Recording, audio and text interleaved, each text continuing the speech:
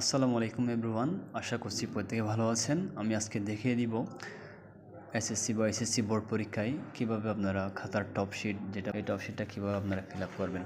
তো এখানে দেখুন, শুরুতে লেখা আছে কি পরীক্ষা, তো এখানে গ্যাপ আছে। যারা এসএসসি দিবেন, এসএসসি বা এসএসসি হলে এসএসসি লিখবেন।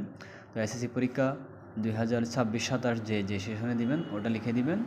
এখানে লেখা আছে এই বক্সের মধ্যে কোনো দাগ দেওয়া নিষেধ, এই বক্সে কোনো দাগ দেওয়া যাবে না, কারণ এটা অটো স্ক্যান করে খাতাটা ম্যাচিং করা হয়। কারণ এই অংশটা পরীক্ষার হলে ছিঁড়ে, অর্থাৎ এখানে ছিঁড়ে বারবার ছিঁড়ে নিয়ে রেখে দেওয়া হয়।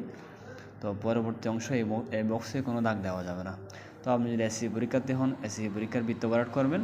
আর আপনার যে বোর্ডটা হবে ঢাকা, কুমিল্লা, যার যে বোর্ডের অধীনে পরীক্ষা দিচ্ছেন, যেমন চট্টগ্রাম বোর্ডে আছি আমরা, তাহলে চট্টগ্রাম বৃত্তটা ভরাট করতে হবে। এবার রোল নাম্বার আপনার অ্যাডমিট কার্ড থেকে দেখে রোল নাম্বারটা ফিল আপ করবেন ইংলিশে। লেখার পর এখানে যদি আপনার 2 থাকে তাহলে 2 বরাবর বৃত্ত ভরাট করবেন। এখানে আপনি যদি 4 লিখেন তাহলে এই ঘরে এসে এখানে 4 বরাবর বৃত্ত ভরাট করবেন। একইভাবে বাকিগুলোও করবেন।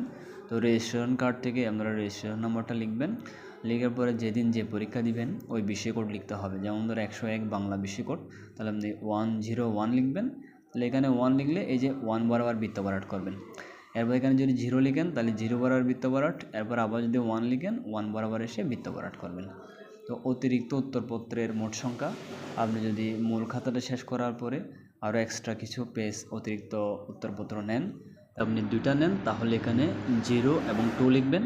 তাহলে 0 বরাবর 0 এটা ভরাট করবেন, আর 2 লিখলে এখানে 2তে এসে বৃত্ত ভরাট করে এটা জমা দিয়ে দিতে হবে। বা জমা দেওয়ার আগে আপনি কয়টা পেজ নিয়েছেন ওটা এখানে লিখে বৃত্ত ভরাট করে জমা দিবেন। এখানে অবশ্যই চেক করে নেবেন, মানে আপনার খাতার মধ্যে কক্ষ পরিদর্শক স্বাক্ষর করছেন কিনা। যদি না করে থাকে আপনি দাঁড়িয়ে সম্মানের সহিত স্যারকে জানাবেন, স্যারে আবার পুনরায় স্বাক্ষর করে দিবেন। তো তারপরে এই অংশে বলেও কোনো দাগ দিবেন না, কারণ এগুলো হচ্ছে যে পরীক্ষক বা পরীক্ষকের অংশ এটা।